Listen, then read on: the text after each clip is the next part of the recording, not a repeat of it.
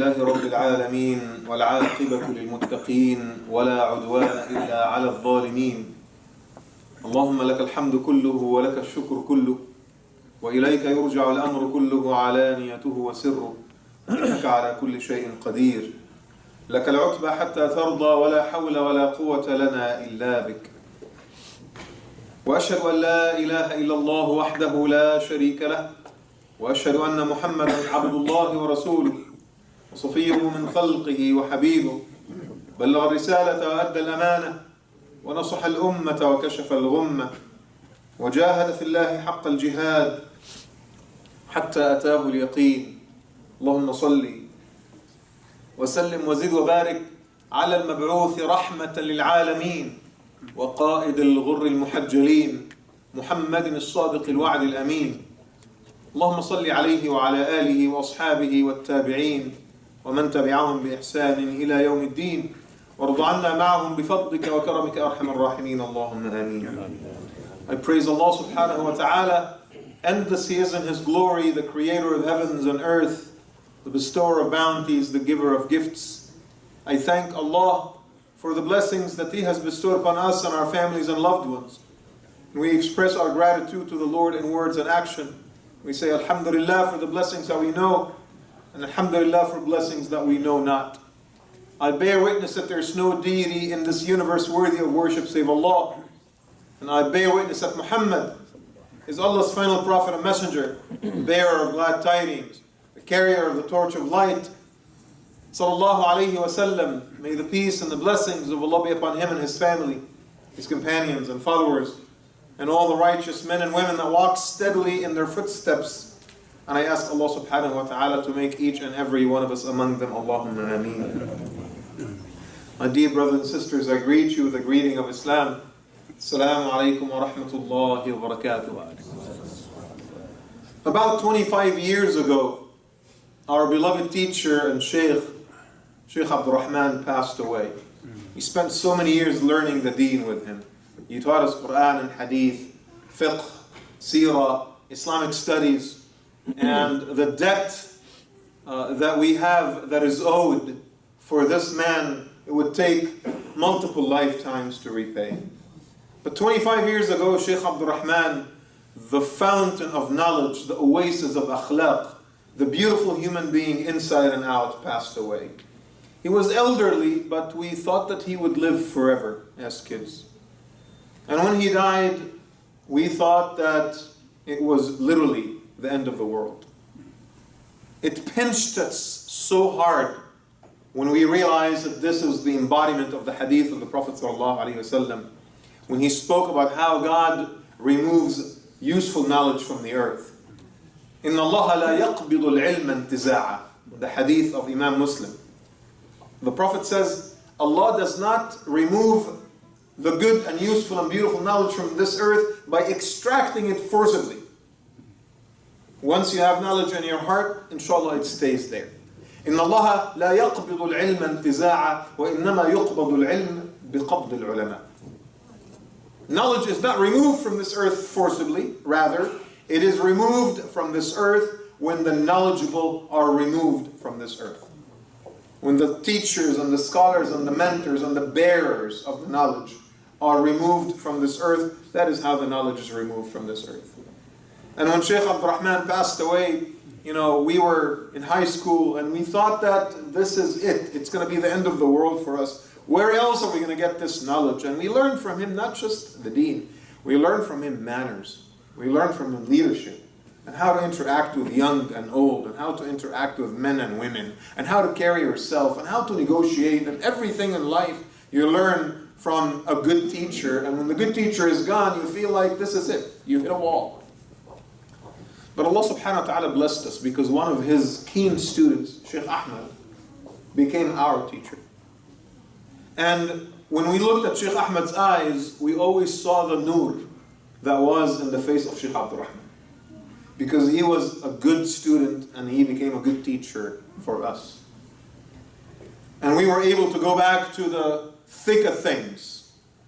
And we were able to go back to our halaqas and our meetings after a hiatus of about 6 months.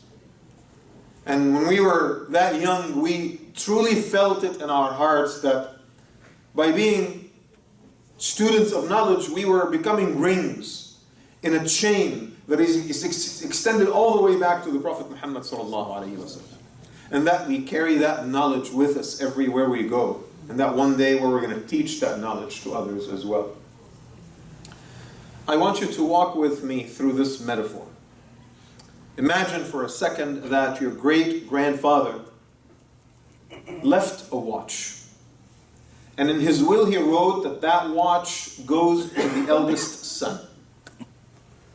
So your grandfather, who was the eldest son, got the watch. You know those really, really old watches? The older they get, the better they become. And the pricier they become. And they're still working like 100 years. They're still working just fine. You know those watches? Imagine if your great-grandfather left a watch like this. And then your grandfather got that watch. So when he passed away, the watch passed on to your father. And then when your father passed on, the watch basically passed on to you if you are the eldest son. So now you have this heirloom legacy, this heirloom watch of the family that represents tremendous sentimental value for the entire family.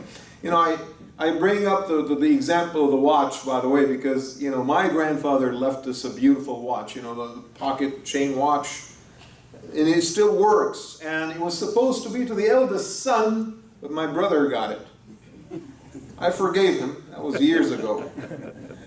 But it still resonates in my mind, you know, the heirloom watch, that particular example, because when you look at it, you don't see a watch. You see the legacy of your family. You see your ancestors, right? You see the beauty of the past. There's a sense of yearning and nostalgia that comes with it when you look at the watch, right? So now that watch is yours. So you want to make sure that you clean it up, and you want to make sure that it's preserved and protected, that it's kept in a beautiful box, you know, away from the hands of kids and all these things. You don't wear it necessarily, right? It's protected, it's preserved. Because you know in your heart, even though nobody asked you or nobody told you, but in your heart you know that when you die, what needs to happen to the watch? It needs to go to my eldest son. Because I got it from my father, and he got it from his father before him, and he got it from his father before him. I want to make sure that this watch remains in the family and it goes to my eldest son. Now, you would be like a total jerk if you take this watch and sell it, for example. It would be the most dishonorable thing to do.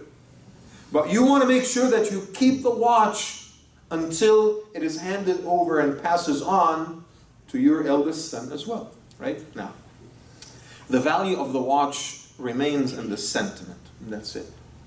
There's no other value to it. The nostalgia of it. Now imagine with me that your great-grandfather did not leave a watch, rather left a fortune. Actual wealth. Your great-grandfather built himself from the ground up. You know, he's a self-made man, made good money. The money was distributed amongst his heirs, you know, his sons and daughters. And then your grandfather got his share, nurtured the money, took care of it, started a business, invested and reinvested until it grew. And then when he passed away, your father received his share of that wealth and took care of it and honored it and preserved it and halal and started businesses. And now your father passed away and you got your share of that wealth. It gave you a stepping stone in your life. You don't have to start from scratch. You don't need to get the $9 Walmart job because you have money that you can start with and you can start building your dreams with that money. Now, one of two things will happen. It is either I take the knowledge of my forefathers, take the wealth of my forefathers and honor it and nurture it and invest it and reinvest it and make it bigger so that my kids don't have to suffer when I leave the world. Or I become one of those prodigal sons that would basically, you know, squander the wealth and completely waste it. And they die and leave this world and they leave absolutely nothing for their children. Does that sound like a familiar story? Now here's the thing. I want you to think of the ilm of Muhammad sallallahu alaihi wasallam as we think of a fortune. The knowledge of Rasulullah alayhi salatu wasallam. The only difference is that it hasn't necessarily been handed over to us through our parents and our grandparents. It was handed over to us through our teachers and our imams and our mentors and our scholars. through which the knowledge of Muhammad ﷺ was preserved in this world. The light and legacy of the Messenger ﷺ are preserved in this world through those who carry and bear that knowledge. And that is what we are taught in the hadith of Abu Darda, that you may have heard so many times before. Al-ulama'u warathatul anbiya. The knowledgeable, the scholars, are the heirs of the prophets. وَإِنَّمَا الْأَنْبِيَاء لَمْ يُوَرِّثُوا دِرْهَمًا وَلَا دِينَارًا وَلَكِنْ وَرَّثُوا الْعِلْمِ. Prophets and messengers did not leave behind a legacy of wealth and money and currency. Rather, they left behind a legacy of knowledge. That is the legacy of prophethood. So brothers and sisters, literally, if you are a student of knowledge, if you attend the halaqah, if you come to the tafsir program, if you are actively involved in increasing your knowledge of the deen, you may not necessarily think of it that way, but wallahi, it is as if you are walking about the face of this earth clad in the very cloak of Muhammad sallallahu alaihi wasallam. You are wearing the cloak of prophethood. Because the cloak of prophethood is that of knowledge, and the dignity of knowledge, and the honor of knowledge. What is the knowledge of prophethood, by the way? What is it? Memorizing the Quran and knowing how to pray goes beyond that. It may not necessarily be chemistry and physics and math, but it's the knowledge by which we are able to learn about the Lord, learn about God, and how to interact with God, and how to talk to Him, and how to request from Him, and how to honor Him, and how to obey Him. It's the knowledge that helps us raise our children, that helps us honor our parents, that helps us serve our community. It's the knowledge that tells us how to do business and dictates on us how to interact with our neighbors. It's the knowledge that gives us a perspective of this world. It's a knowledge that we use to repel evil. It's the knowledge that we use to overcome mental health issues. It's the knowledge that we cast aside our anxieties and our own personal issues. It's the knowledge that keeps us happy and keeps us meaningful and keeps us purposeful. That is the legacy of the prophets. Learning the Quran and learning how to pray and learning how to fast and learning our dhikr and all of that is the tiny little tools that exist in that knowledge that enable us to use its fullest potential.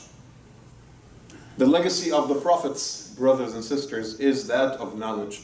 This is what Adam left. This is what Nuh alayhi salam left. This is what Yahya and Zakaria left. This is what Musa and Isa left. And it is definitely what Muhammad sallallahu alayhi wasallam left for us. And it's the most important and the greatest asset that we have in the life of this world. And in order for us to preserve the knowledge of the Prophet alayhi salatu wasalam, we have to preserve the students and the teachers of that knowledge. The students and the teachers of that knowledge must be preserved. Imagine what would happen to the world and to the community if all the knowledgeable people are removed from this world and there's nobody else to teach Islam. Imagine if the knowledge of the Prophet ﷺ did not reach your children and your grandchildren. Can you bear the thought that your grandkids live in this country and they say, yeah, my grandfather, I think, was Muslim. What are you? No, I don't follow religion. I don't like religion. Is that possible? It is not only possible, I see it and experience it every day. I'll be at Barnes & Noble and I see someone that really looks Middle Eastern. So I go up to him and I start a conversation. And his name is John Bob William Khan. Wallahi, this is a true story.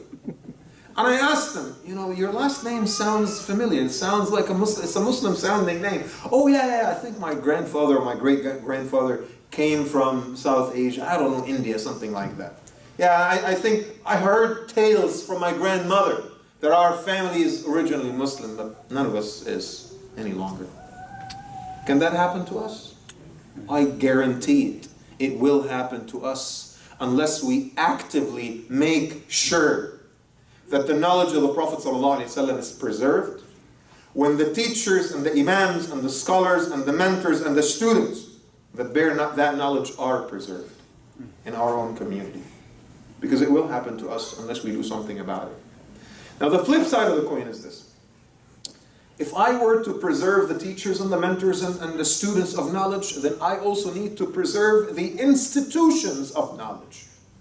The places where we learn insight and spirituality. The places where we get educated about the deen. The places that bring us closer to Allah subhanahu wa ta'ala. The places that provide a safe haven for our own children and for the students and teachers of our own community. Our masajid and our Islamic organizations. That's it. These are the beacons of light that still remain today, brothers and sisters. Wallahi, the battle is so unfair. The masajid and the Islamic institutions are going up against tidal waves of secularism, of atheism, of popular culture, of the sexualization of everything, social media. We cannot go up against all that. The Islamic institutions are here and you have tidal waves of evil everywhere, and we think we can just win by wishful thinking. The knowledge of the Messenger ﷺ will disappear from this country unless we do something about it. Unless we preserve the teachers and the students and preserve the institutions through which that knowledge is taught and delivered. So as a community member, I ask myself, and I have to ask myself, can I spare some of my time to help my masjid and to help my community? And I don't want to hear the word busy. I swear I'm so sick and tired of that word. I don't want to hear that word ever again from anyone. I stopped using it and I expect you to stop using it. Take responsibility. Don't tell me I'm busy. It is a matter of priorities. You decide how you spend your 24 hours. You decide to sleep 6 or 7 or 5 or 8 hours. You decide to spend 2 hours watching Netflix.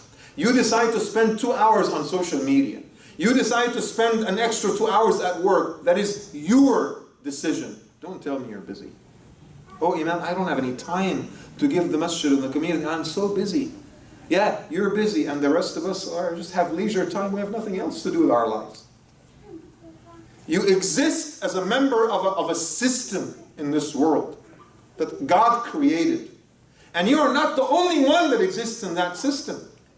The world doesn't revolve around you. Who do you think you are?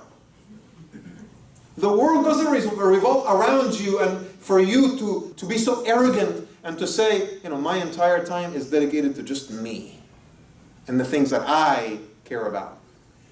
What about the scores of other people that are spending more than half of their existence serving you and serving your families and serving your kids? What about them? What about them? You don't deserve a little sympathy from you? You ask yourself, can I spare an hour a week to serve my masjid, to serve my community, to help clean up, to help lead a project, to do a little babysitting at Jum'ah? Can I spare 1 hour a week? 1 hour every 2 weeks? Can I do that? Can I spare some money on the side to support my masjid and my institution that is proportionate to my wealth and my income and the blessings that Allah has given me? Can I do that? Can I come up with a proposal in order to serve my community? So you're a very successful businessman, mashallah, and you made it well. Why don't you bring your expertise to the masjid and sit down with the youth and organize a little seminar for high schoolers to teach them about the spirit of entrepreneurship and how they can start their own business and become a mentor for them? Can we do it? Why are we just living for ourselves and to ourselves? That's it. Self-centeredness of the postmodern Muslim that lives in America. Why? Even non-Muslims, brothers and sisters, wallahi, atheists, they do a better job at giving more of their time and their wealth to philanthropic causes.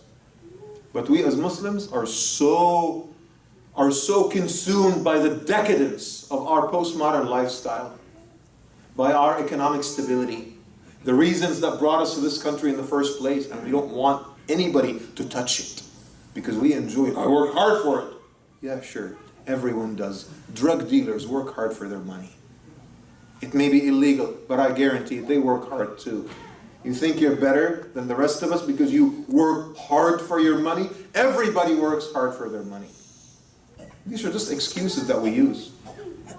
And these are the excuses that are keeping us behind as a community. I ask myself, can I bring a proposal to the board or to the imam? And if I know in my heart that they're so busy serving me and my community and they don't have time to read my proposal, I'm going to go to them and say, guys, don't worry about it. I got your back. I will recruit the volunteers. I will create the budget. I will have a process and I will execute it myself. Just give me your permission. That's all I need from you. Imagine if 5% of the people in our community have that spirit. Wallahi, the Jews and the Mormons will be learning from us. And they will be in their sermons telling their own community members, you ought to learn from the Muslims. All it takes is 5 or 10% of us that have that type of initiative. Can I take some of my time and some of my money and some of my wealth and my resources to sponsor students? A dear brother, wallahi, came to me after I gave the khutbah in Tunis a couple of weeks ago. And he told me, Imam, I want to sponsor 10 students for the Sunday school next semester who need financial assistance. And money should never be the reason those kids don't join the program. 10 kids. $275 per semester, multiplied by 2 semesters, 10 kids, you do the math. And this is coming from my zakah, I would like to support them. At least he did his part. Every single one of us, brothers and sisters, needs to do their part. We are so used to freebies as a community. Come, pray, beautiful place. Somebody cleaned the bathrooms. Somebody vacuum cleaned the carpet. Somebody paid the electric bill. Alhamdulillah, it's a nice place. I'm going to pray, learn, get some insight, some spirituality, and leave. Alhamdulillah, I feel better. Contributed absolutely nothing. How does that even work? It is completely dishonorable. It is so dishonorable it cannot be contained in words. When you know that others are paying for you and others are doing the effort for you without you giving anything in return. Alhamdulillah, don't get me wrong. I don't want to sound like I'm attacking you guys. Our community, mashallah, has been amazing and noble in its contribution. And I'm not just talking about money, I'm talking about presence and volunteer hours and ideas. And all I'm saying is that the knowledge of the Messenger ﷺ needs to be preserved. And that can only happen if we preserve the teachers, the mentors, the imams, and make sure that they are honored and taken care of. But at the same time, we also have to make sure that the institutions of knowledge are preserved as well. Otherwise, the services will continue to decline, the quality will continue to decline, and we will continue to complain. I don't know what's wrong with them at the masjid, they're not doing a good job. They're not doing a good job because you are not present. Abdullah ibn Maktoum taught us that if I don't have money, and I don't have ideas, and I don't have power and strength, and I have nothing, you know what? The least I can do is to attend. How about that? He used to go to the Prophet ﷺ and tell him, Ya Rasulullah, I know I'm an elderly blind man, and I don't have the power to fight in battle, but send me so that I can increase the numbers. At least show up. If you are so decapacitated and there is nothing on the list that excites you and there is nothing that you are capable of doing, at least show up and contribute to the numbers. Let us show that our community is present and strong and is willing to do what needs to be done. At least that. And I ask Allah subhanahu wa ta'ala today to continue to put barakah in this community and success in this community. And I ask Allah subhanahu wa ta'ala to continue to put iman and happiness in the hearts of our brothers and sisters in this community. And I ask Allah subhanahu wa ta'ala to continue to make us successful and to help us grow. Brothers and sisters, raise your hands and speak to Allah Azza wa Jalla from the heart. أدعو الله وأنتم موقنون بالإجابة. الحمد لله نحمده ونستعين به ونستهديه ونستغفره. ونعوذ بالله من شرور أنفسنا وسيئات أعمالنا. من يهده الله فهو المهتد ومن يضلل فلن تجد له وليا مرشدا. وأصلي وأسلم على المبعوث رحمة للعالمين وقائد الغر الميامين محمد الصادق الوعد الأمين. اللهم صل وسلم وبارك عليه وعلى آله وأصحابه والتابعين ومن تبعهم بإحسان إلى يوم الدين. وارض عنا معهم بفضلك وكرمك أرحم الراحمين اللهم آمين. My dear brothers and sisters, it's an appeal today to preserve the knowledge of the Prophet Muhammad sallallahu alaihi wasallam by preserving the carriers of that knowledge, and the teachers of that knowledge, and the students of that knowledge, and, on the other hand, preserving the institutions at which that knowledge is delivered and taught and educated. And I wanted to share with you an example of someone who dedicated his entire life to the preservation of Islamic knowledge. And his impact and leadership made a huge difference in his time, that he literally, as an educator, became one of the most powerful men in the world. His name was Qiwamuddin al-Husayn ibn Ali. He was born to a Persian family, Persian-speaking family, parents, and as many kids of his time, that was about 1,000 years ago. As many kids of his time, he was taught Arabic and he learned the Quran. He memorized the Quran at the age of 11. And by the time he hit his 20s, he became a scholar of the Shafi'i madhab. But he always had this tremendous interest in public service. So he joined the ranks of the government and he became a public servant and rose up the ranks until he became chief minister for the great Seljuk king Alp Arslan. Those of you who watch Ertugrul will know what I'm talking about. Alp Arslan was one of the greatest kings of that dynasty that was called the Seljuk. The Seljuks, As-Sarajiqa. And we were taught, that history when we were kids. The Seljuks were Turkic initially, but they controlled literally everything in the Muslim world east of the Mediterranean. In addition to that, they controlled massive parts of Europe, including big parts of Greece today. The Caucasus was theirs. All the post-Soviet countries were theirs. Afghanistan, Pakistan, India, Mongolia, massive parts of China, it was all theirs. Mecca and Medina were under their control. And they became one of the most powerful dynasties and one of the most civilized dynasties in our Islamic history because of the work of this man, this particular great leader, Qiwamuddin al-Husayn ibn Ali. And because of the great work that he did, they called him Nizam al-Mulk. What does it mean, Nizam al-Mulk? It means the order of the realm. He became the embodiment of order. He became the epitome of order and knowledge and civilization. Nizam al-Mulk served as chief minister of Alp Arslan. And when Alp Arslan passed away and his son Malik Shah became king, he loved his teacher so much. Again, just like Luqman alayhi salam was a teacher of Sulaiman, and when Sulaiman became king, he honored him. Malik Shah was a student of Nizam al-Mulk. And when he became king himself, he honored Nizam al-Mulk to the extent that he literally gave the reins of power to Nizam al-Mulk. And he became the de facto leader of the Muslim world at the time. This is a very important part of our history, by the way, that you guys really, really need to learn. And the foundation of his example, the foundation of his genius was just one simple idea. It was not military might. The simple idea that he had was to create a system of schools. A system of schools / universities that was called a Nizamiyya, after his name. And he would literally go and find a great scholar, and he would build the school, and make that scholar the principal of that school, and give the scholar the power to hire and create his own staff and start recruiting students and things like that. And then he would create an endowment fund, a waqf, to finance the school so it becomes independent of government, independent of donations, nobody has to worry about it. And all the students were taught for free through the endowment fund. And they would have a rigorous interview process to admit the best of the students to that program. He started with a branch of the school in Baghdad, and from Baghdad he's kept building one school in every major city until the number passed 10 of those great universities. Historians say that the Nizamiyya school system became the prelude of all the universities that were built in Europe afterwards. And historians also say that this essentially made Nizam al-Mulk the true founder of the European Renaissance.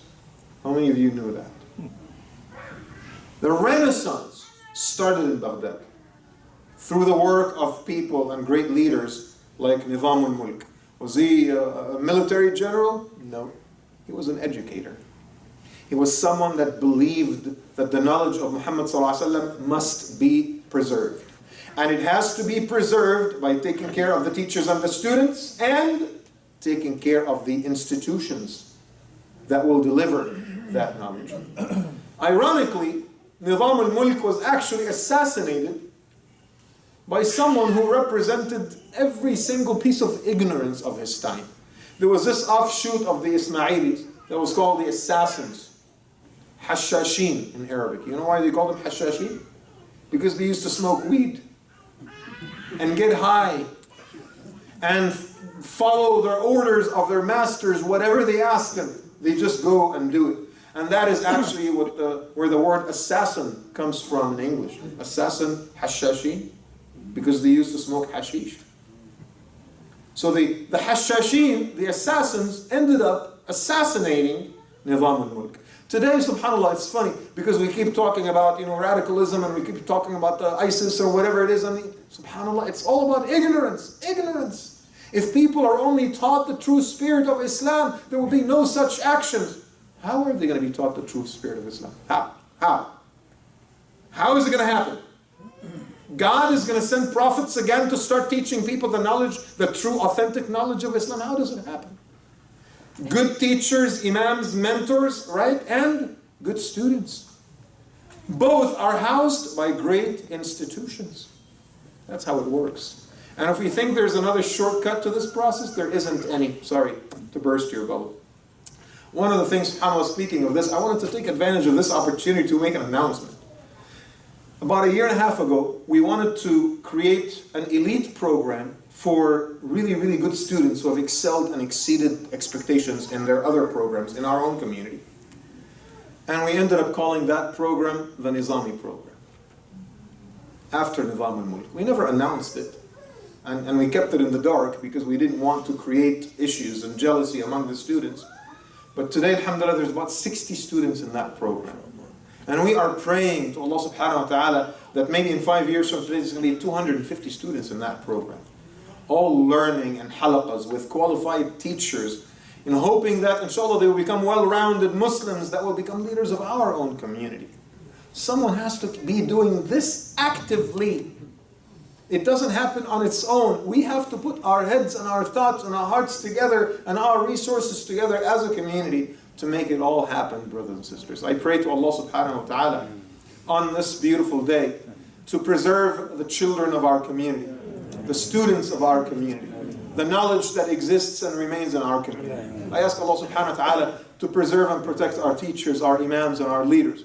I ask Allah Azza wa Jal to give self-sufficiency to our leaders and to our institutions. I ask Allah subhanahu wa ta'ala to open the hearts of our brothers and sisters in this community to do what it takes in order to preserve the knowledge of Rasulullah sallallahu alayhi wa sallam.